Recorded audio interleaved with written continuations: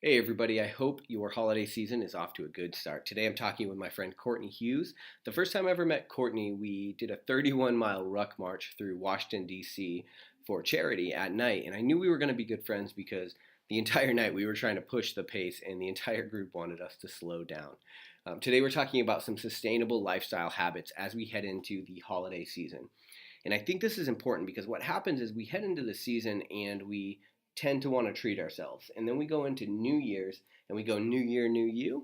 And then we start to fall off by February, March. And then come springtime, we try to get our summer body back. And then we go into the summer and then we start to party and we lose it all again.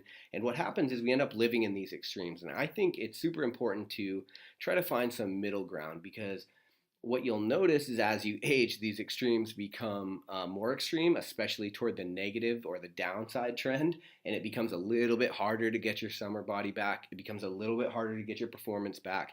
And I think the way to mitigate that is to try to come up with sustainable practices that are that work for you that you can do all year round. And I think the way to do that is to take what you're already doing and to make them healthier. And so in today's episode, we give some recipes and we talk about some sustainable ways that you can take your Thanksgiving dinner and you can actually try to make it a little bit healthier. And we give you some habits so that as you go into the holiday meal, you can think of these things in order to maximize your time with your family and have the most fun. So without further ado, a fit Thanksgiving.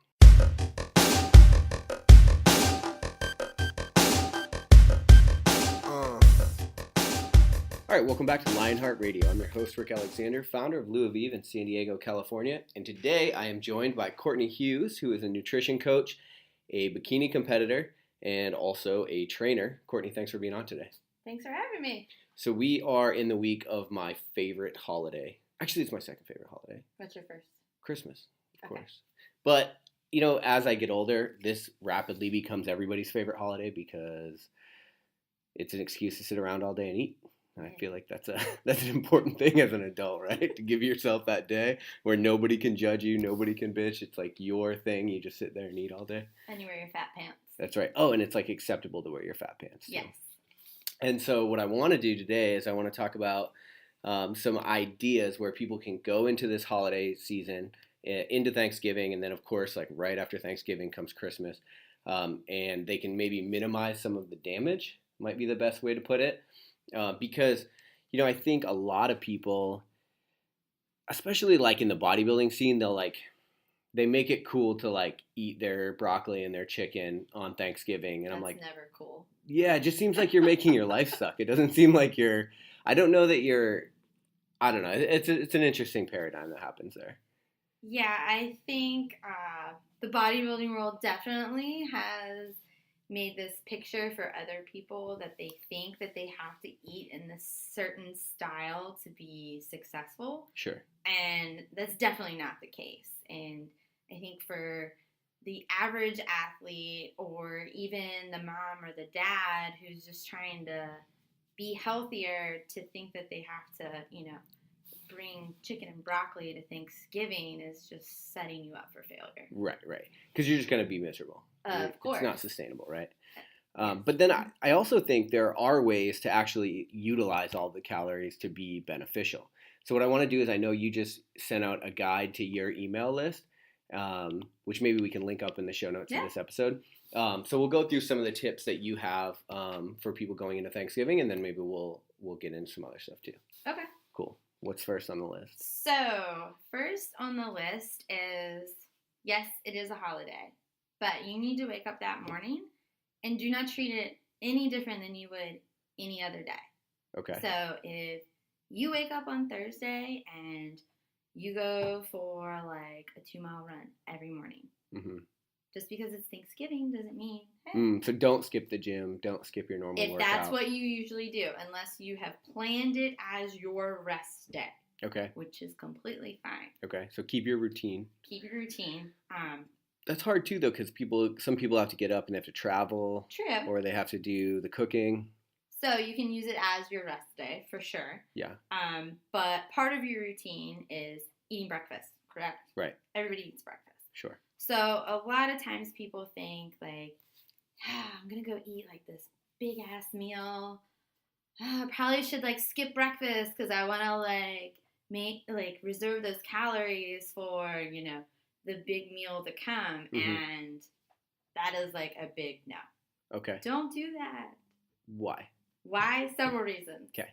Usually when people are used to eating breakfast, you wake up and you're like, damn, I'm hungry. So if you push it and you push it, Mm-hmm. you're going to run into that whole aspect of wanting to binge once you get food because you've been waiting so long for all this food that by the time you get to it, you pile your plate full of stuff. So you'll eat more. You end up eating more than if you would have just ate a simple breakfast. Okay, that's a good point. Yep. And then I know how I am and like some of my clients, like if you miss a meal and all of your eating is off track, then sometimes like, yes, people binge, or you could be one of those type of people who, end up not being able to eat all the food that they want to eat because you're so hungry that once you get a little bit of food in your stomach, then you're like, oh, I'm so full. Right. And then it's like, well, damn, I didn't even get to the pie. Yeah. Yeah, because you're saying so, and that's only really if you're somebody that eats breakfast every day. Yeah. Right. Because so I don't eat breakfast every day. I'm not going to eat more because I skipped.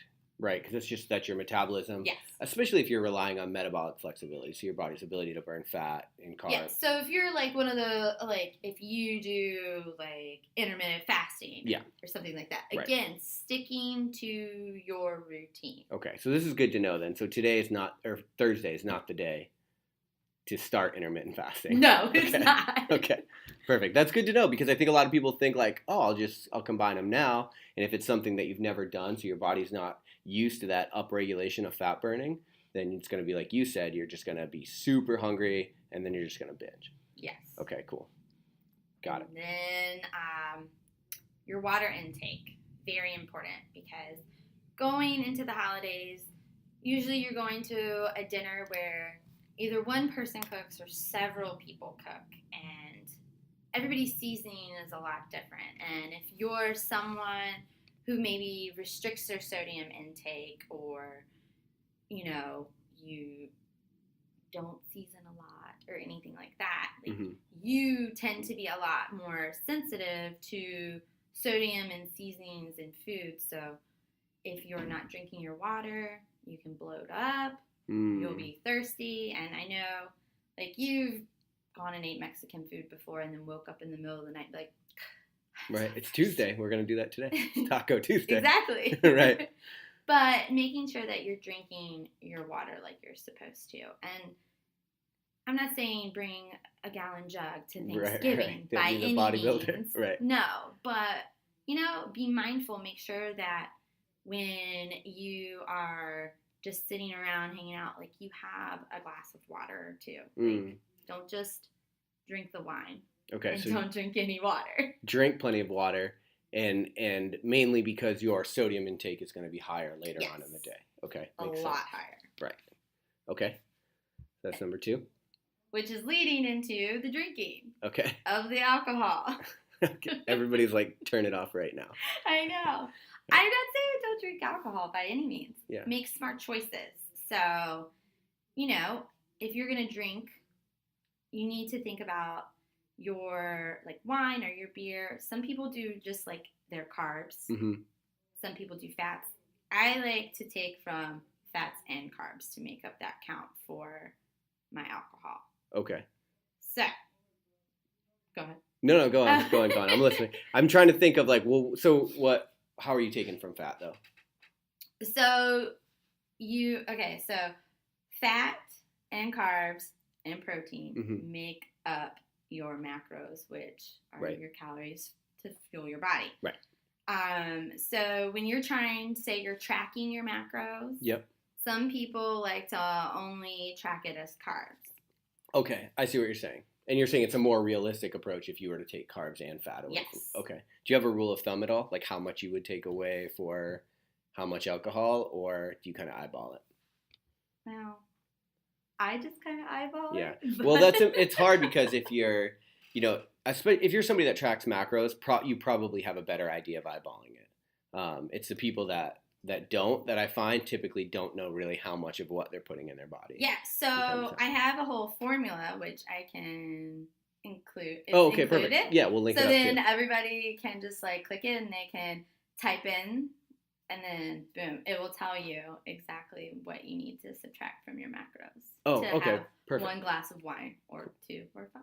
Sweet. So if you go to www.lionheartrad.io and click on a Fit Thanksgiving, then we'll have all that linked up. Yeah. Okay, perfect. Continue with the alcohol. Okay, so again, making mindful choices. Don't get heavy into like those mixers, the sweet drinks, and things like that. A cleaner way of drinking alcohol is definitely like Tito's and LaCroix. Okay. You get the flavor without all the added calories that you would say, like, if you wanted a pineapple and vodka. Right. You just get the pineapple LaCroix. Boom. Perfect. Or if you want to be extra healthy, branched chain aminos, man. Oh, yeah. You throw those in your alcohol? Yeah. There you go. Totally flavored drink and helping with recovery. Yeah. I'm not going to lie. We have done that as well. We've put the, if you get the Lionheart Refuel, which is a branched chain amino drink, it's real good with vodka. Try not to promote it, but also too. Yeah. So it'll also probably help your hangover. It does. Well, it does. Yeah. So, okay. I mean, that's my science. Right. Right. Here's the thing. There's subjective and objective, but if you do something and it makes you feel better, then you should keep doing it. Yeah. You know, and that's what I tell people. Like, sometimes, like, you have these, like, certain little health hacks that work for you, and people are like, well, that doesn't make sense because of, and it's like, okay, but if I like it and it's making me happy and it makes me feel better, then probably it's okay to do, right? Yeah. Yeah. Okay. So then, also thinking in terms of, you know, so we've talked about breakfast, water, alcohol, now going into the whole, like, eating aspect. Yep. So, at my Thanksgiving, we have hors d'oeuvres. We have, like, a whole buffet table full of snacks. Yep. That's out the entire time. Yep. While Thanksgiving dinner is like being crackers and jelly, crackers and cream cheese, all of those. Cheese balls. Yep. All kinds of dips. Yep. So, Thanksgiving is a holiday, and it should be treated as such. So, when you're at, like, your buffet of hors d'oeuvres, really think about the things that are on that table. Like, can you eat celery and ranch on a normal basis? Yeah. Right. So why in the hell would you spend all of this time prior to your big turkey dinner eating things that you could regularly eat? I see what you're saying, yeah. So make a choice. Treat yourself. To mindfully treat yourself. Right. So if there is a cheese ball there that your Aunt Sandy makes, yeah, and she only makes it for Thanksgiving, go for that. Go for it. Right. And forget about all the rest of the stuff on the table. Yeah. You pick your one thing that you know that you want, and you go for it. Right. But not like ham, like you're going to eat the whole cheese ball. Right. I don't know, though, once you get started, depending on her recipe. But okay, perfect. So, so when you get into the hors d'oeuvres part of the day, you're saying to kind of stray away from things that you can have all the time. And that makes sense from a morale standpoint, right? Like, you're going to make yourself happier by just going toward what you want, especially if you know that's not something you get all the time. It's like your time of the year to do that. Yes. Right. Okay. You shouldn't feel guilty for wanting to partake in a holiday and time with your family, because at the end of the day, you have 365 days. Right. To get it right. Yeah. Yeah. So one day is not going to totally halt all of your progress. Right. You just have to be smart about it. Yeah, and that's a good point too, because you have to be smart about it. So, like, obviously that's why we're doing the episode today. But, like, progress, either good or bad, so forward momentum or falling backward in your progress towards something, is not going to be changed in one day. No matter what, no matter who you are, like one day of skipping the gym, it's not going to change. It's not going to change from one day of eating your Aunt Kathy's cheese balls or whatever you're talking about, right? So that's important to recognize. However, if this becomes a catalyst for unhealthy behavior, that's when it becomes a real issue. And truthfully, like that's what I have a problem with. Sometimes it's like, oh, I'm gonna treat myself because it's Thanksgiving, and then next thing I know, I'm like, well, we're in the holidays, right? And then I'm there's just gonna more keep of this. treating Yeah. myself. But I think just being mindful of it will help you to kind of clean it up. Yes. Yeah. And also not another thing with like hors d'oeuvres is not hanging out at the hors d'oeuvre table. Mm. Because in my family, we like to stand around and talk by the food while the food is cooking. Right. So try to get the family to, I don't know, play Cards Against Humanity in the den instead of hanging out by all the food. Because then you're not going to mindlessly pick and graze while you're waiting. Right. You'll have to make an effort to get up, make a plate, bring it back. Right. Which takes effort and yeah. So I mean, that's, changing behavior is like what it really comes down to. Perfect. All right. So hors d'oeuvres. Dinner. Everybody has like their family favorites. And again, the things that are only made at Thanksgiving. And those are the things you should eat. Okay. So, but like turkey? Yes. Obviously, you're going to eat your turkey, right? Turkey is good for you. Yep. It has serotonin in it. Right. And so what do you think about stacking up on some of the food items that might be a little more lean, right? So like, I think what happens is we tend to go huge plate of stuffing and then we throw some turkey in there. But really, it should probably be the other way around. Yes. The taste is going to be similar, but you're probably going to get a lot more of what you want. So, okay, say you are trying to maintain weight during Thanksgiving. Yep. Fill your plate. Get a normal size plate. Don't get like those big oval. Yeah. Big oblong platters. Yes. It's like a trough. Yeah. Get a normal size plate. Right. And I'm not saying weigh out your food, but a fistful or a handful of protein, and fill your plate up with the greens. Mm. It's about nutrient-dense food. So if you are wanting to make sure that you're not going to overeat and I can't not. Right. Like, pile on the collards or the kale, green beans, salad, and those things on your plate with your turkey. And then once you've eaten that, and you may still have some room, then go for like a spoonful of the macaroni and cheese and right. the sweet potato casserole kind of thing. Right. Yeah, and you can even go heavy for, heavy on those things and then the other things just for taste. Like, yes. I find a lot of times, like, you don't really want to sit there super uncomfortably full and be miserable. What you actually want is the taste of that thing. That's what your brain's craving. And so if you pile your plate, like you mentioned, with those more nutrient-dense foods, especially with a lot of dense micronutrients, and then you put your other foods around it, which is like the macaroni and cheese and the sweet potato that's nothing like sweet potato because there's so much marshmallow and sugar in it and all of those different things. And then you'll form a better habit and you'll end up just by nature of the whole thing filling up on better nutrients. Yes. Perfect. Definitely. And then you're going to go into dessert. Right. Of course. So dessert, football, nap, they're all like right in there. Right.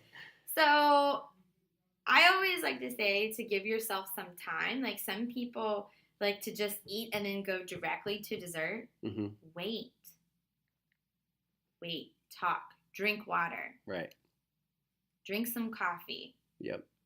See how you feel an hour later. And if you are legitimately hungry for a pie, yeah, have a small slice, not half a pie. Yeah. Like, a lot of times if we just wait and let our food settle, we really realize, like, I really wasn't hungry. It's just everybody around me is eating. Right. And this is what you do at Thanksgiving is you just eat until, like, your pants are going to explode. Right. So if you just, like, take some time to, like, think about it and bask in the thanks of giving, then you might not, actually need that pie. Right. Yeah, and that's actually, so you kind of segued into it right there, but it's an interesting point too, is like, I have found through this radio show and through all of the people that I've talked to that are kind of more high performers in life, it sounds super cliche, but gratitude is something that they're like very high in. Even like the most top performers that I've talked to, people I've idolized my whole entire life, when I talk to them, I can just tell, if they don't even say it outright, that they're just so grateful for the opportunities that they've had.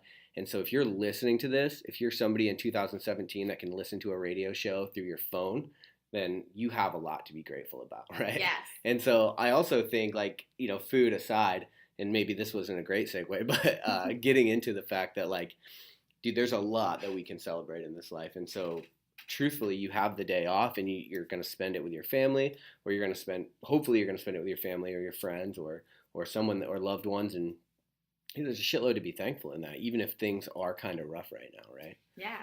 Yeah, for sure. I think a lot of times people think like comfort food and things like that make them feel good and they want to eat those things. But honestly, I think it's more the thoughts behind those foods that make you feel that way. So like, it's like, oh, my grandma made me this homemade macaroni and cheese. I just love our homemade macaroni and cheese. But really, when you think about it, it's like, no, I love the love that my grandma put into making this for me. Right. That's the feeling that I love. Yeah, like your whole life, right? Yeah. Yeah. I don't need that macaroni and cheese. Right. I need my grandma. Right. That's actually really interesting, because I've had that same thing. My grandmother always made lasagna on Christmas Eve, and that was like a thing. And it's like, I love that lasagna so much more than any other time. Like, I could take or leave lasagna, right? But I like look forward to that every year. So that's actually a really interesting point. It's like the association we have with that particular food. Mm-hmm. And again, you can get that from just having some of it. You don't have to eat all of it. No, exactly. Right. You can just have a spoonful. Right, That's totally cool. Right. Okay, cool. What else? Then I really feel like it's going into the next day. Mm-hmm. When you have all of those leftovers at your house. Yep. So my thing is be generous. Send everybody home with a plate. Yeah. Right. I mean, seriously, then you're not going to have all of that food at your house. Like, of course, hold on to the turkey because that's the good stuff. Right, right. But, like, send everybody home with a plate. Invite people to your house who might not be able to have a Thanksgiving with their family and feed other people. So then, you're helping and you're not having all of this food that lingers around your house for a week and you're eating pumpkin pie 4 days in a row for breakfast. Right. Yeah, I typically don't make it home for Thanksgiving. I do like the Friendsgiving type thing. But what we did last year is we packaged it all up and then we brought it and gave it to homeless people, and that was actually super cool. Yeah. And so nobody's getting fat for days, and like we're doing something good in the world, which helps. It's also, I think it's interesting to note too, is like so even if you work out that morning of Thanksgiving, chances are nobody works out at night at Thanksgiving. If you do, you're a freak. So turn it off. But it's worth noting that you're getting like a really prolonged recovery mode right there. Yes. So like you're unplugged from work, so you're like not getting that normal stressor that you would have on a Thursday. You're obviously, like we said, you're not working out, so you're just kind of like you're like actually at rest. And hopefully, like if you have gratitude and you're with loved ones, like you're really reducing the amount of stress. I think probably with in-laws and things, it could get kind of complicated and stressful. But all in all, like you're sleeping more that day. Like there's a lot of like really positive things going on that I think you can roll into like your next training session. Yes. So definitely the next day, like you're 100% going to be in a caloric surplus. There's no way that you're not. Right. Right. So use that as fuel in the gym. I mean, you're not going to be able to like out-train a poor diet or anything like that. Of course. But use it But we're talking about like one day of just excess calories. So train legs. Go for an endurance run. Yeah. Like, do your hardest training day the next day because you're going to have rested and you're going to have the fuel to be able to be in the gym and crush it like you really want. Right. Right. And then, like you mentioned, go for your like long run that day, or like one thing that I've done in the past, and I'm not doing as much this year, but kind of literally, this sounds like a really fat kid move, but I've made my training cycle go around Thanksgiving so that I ended and then I had like 3 days of break, Thanksgiving dinner, and then I retested all of my PRs and crushed them. So not only did I have like that whole cycle behind it, but like if you're a trainer, that's a good thing to think about for your clients. Just because it's a huge morale booster when you're like, instead of being like all day I'm feeling like garbage, right, from eating too much, it's like you take all of these helpful tips that you mentioned, you eat a really calorie dense meal, and then you come back the next day and you crush it. You don't feel bad about Thanksgiving at all. You're just stoked at how well it went. Yeah. Yeah. Because at the end of the day, you shouldn't feel bad about Thanksgiving. Right. Ever. Right. Ever. Yeah. And so, yeah, I think it's important, though, to put yourself in a position to, like, make it work for you, like we mentioned. Yeah. So do you have all of your clients on a macro-based? Is that how you help your nutrition clients? Some people are on macro-based. Some aren't. I sit down and I talk with each one of my clients, and I really like pick their brain and really get to know who they are before I write a plan for them. Because not everybody is going to be successful at counting macros. Right. Not everybody is going to be successful at eating strict. Right. You know, so it's about writing a plan that works for your client and helps them reach their goals. And so that's interesting. So you're not picking whether they do macros or whatever. You're not doing that based off what their goals are, but more off like the psychology of the person? Yes.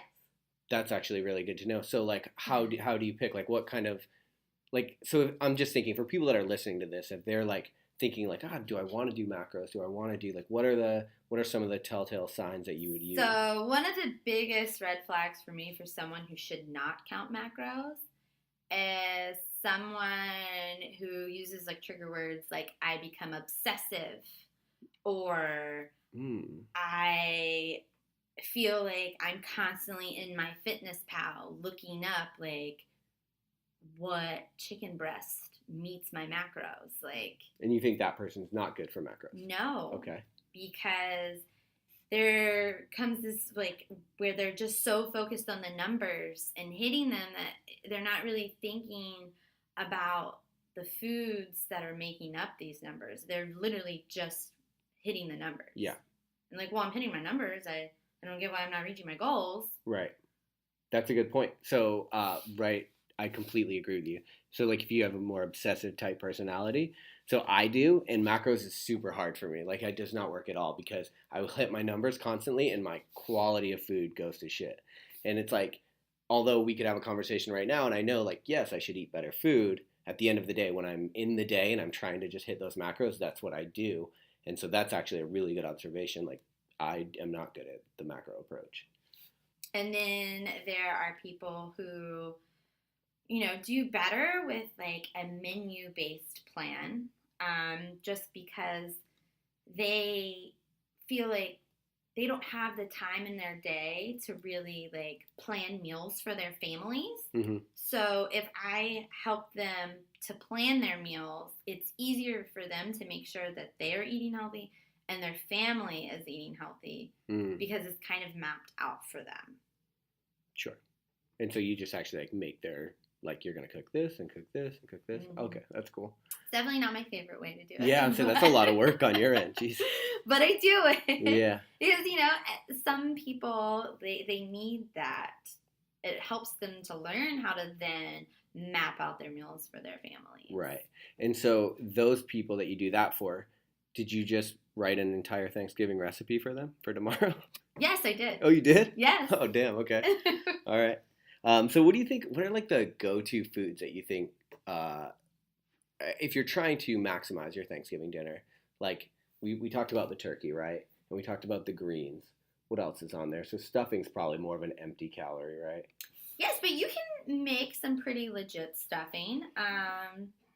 I mean, if you're not like on a carb restriction, right, you can make homemade stuffing using like Dave's Killer Bread or Ezekiel bread, and that's going to be a little bit more nutrient dense than Wonder Bread or Pepperidge Farm. Yeah, that's a good point too. It's just like the quality of ingredients when you're going to make these things. Because I think, like for me, especially through my 20s, it's easy to go grab like the stovetop stuffing. Which has like way too much sodium in it. Yeah, a shitload of sodium and just, yeah, so that's a good point too. So the quality of ingredients. How else can you maximize the meal?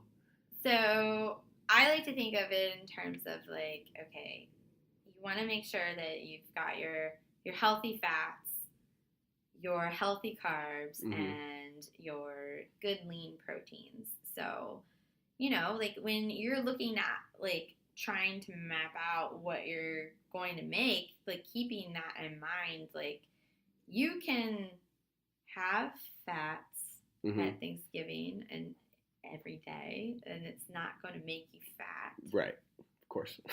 Yeah. But it's like picking good ones. So like maybe this isn't very traditional, but maybe in California it is. But making like an avocado salad. There you go. You've got a healthy fat right there. Right.